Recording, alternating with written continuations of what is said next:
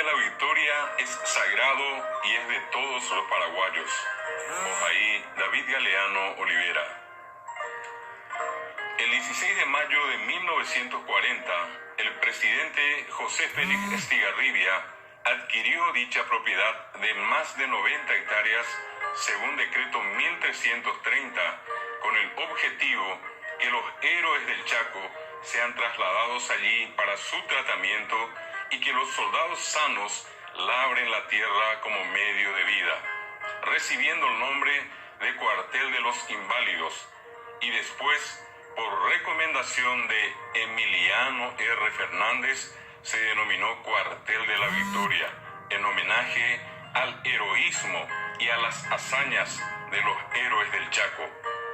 El Cuartel de la Victoria es el símbolo de la victoria paraguaya, es el símbolo de nuestra patria y de todos los paraguayos, pero es fundamentalmente el símbolo de los héroes del Chaco, de los bravos soldados paraguayos que defendieron la heredad nacional con sangre, alma y vida.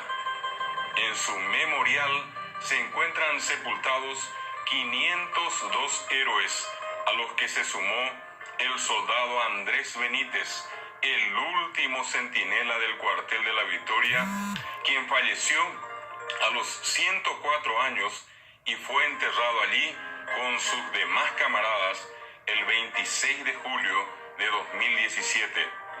El héroe Andrés Benítez siempre mantuvo la bandera paraguaya en alto, con honor y gloria, y a su muerte nos transfirió esa heroica bandera a cada uno de nosotros para que siga flameando orgullosa en el corazón de América.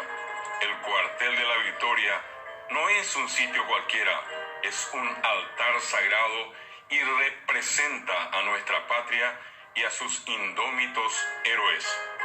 Cuartel de la Victoria, Nico, ñaneretamba ñanderusa corepe aguazumba upepe overá omimbi jauyayay ñaneretampo viví ani que yajeya ababe oñemomba tera oñembo foríjese.